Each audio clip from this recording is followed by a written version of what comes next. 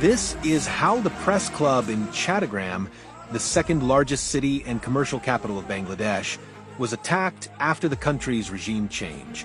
The Chattogram Press Club was taken over by miscreants supported by the current interim government led by Muhammad Yunus, replacing professional journalists. The same incident also occurred in Rajshahi, the main city in the northern part of the country. The Rajshahi Press Club was forcibly entered and professional journalists were beaten out and taken over. In addition to big cities like Chattogram or Rajshahi, the press club was also taken over in the small city like Kiragram.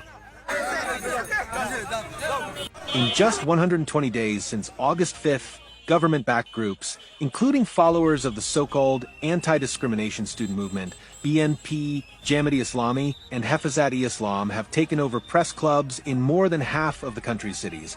In most cases, these incidents have been carried out through mob violence. Although the current interim government claims these are isolated incidents, the process of taking over the press club began in the capital Dhaka through the anti-discrimination student movement known as the Government Student Wing. They gave a long list of professional journalists to the National Press Club and instructed them to be expelled from the club. Surprisingly, all of them were expelled from the National Press Club. Even the president and general secretary of the elected committee of the National Press Club were forcibly removed with the patronage of the government and placed under the leadership chosen by them. You have seized power in the press club, which is illegal. Now that you are doing it, nothing illegal will become legal. Who have you made members of the press club? Are they journalists? Journalists say that the profession has been thrown into a frightening environment by indiscriminately occupying the press clubs and expelling professional journalists. Journalists allege that the current government has created this situation in a well-planned way to control the media and force them into self-censorship.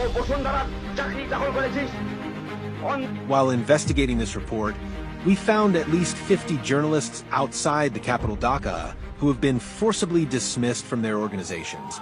Many have been subjected to mob violence. Almost all of them have had false police cases filed against them.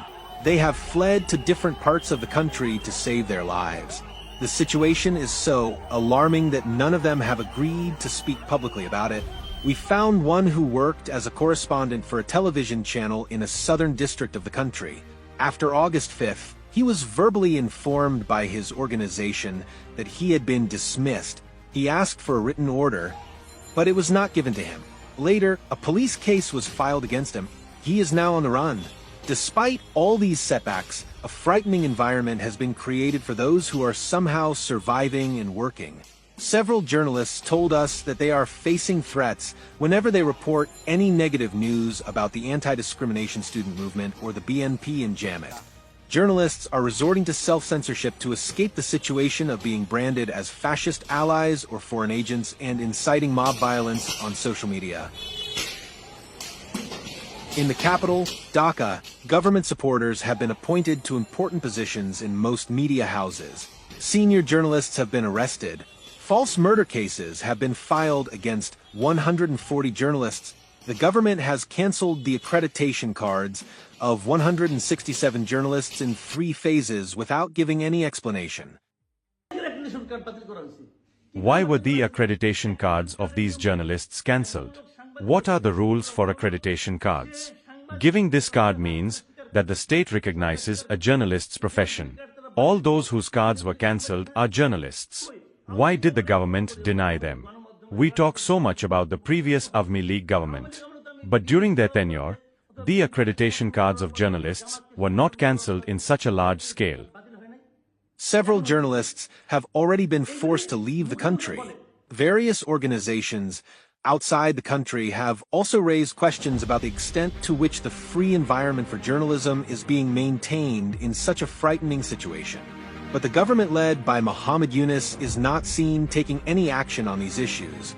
On the contrary, journalists are complaining that a young advisor is deciding against whom journalists should take action from a special building in the Gargan area of Dhaka. Even what can or cannot be broadcast is being decided under his leadership. Since the government has no fixed deadline, it has now become overly dependent on radical Islamists to remain in power. This radical group is attacking the independent media one after another in full swing. Recently, four major newspaper offices in Bangladesh have been threatened with siege.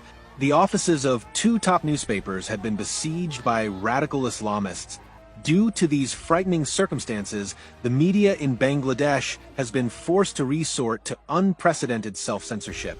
Despite repeated assurances from the government, no practical steps have been seen in their work.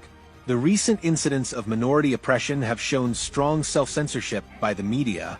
Incidents such as the beating and injuring of minority leader Chimon Krishna Das lawyer, or threats to prevent any lawyer from appearing on his behalf in court are absent from the Bangladeshi media.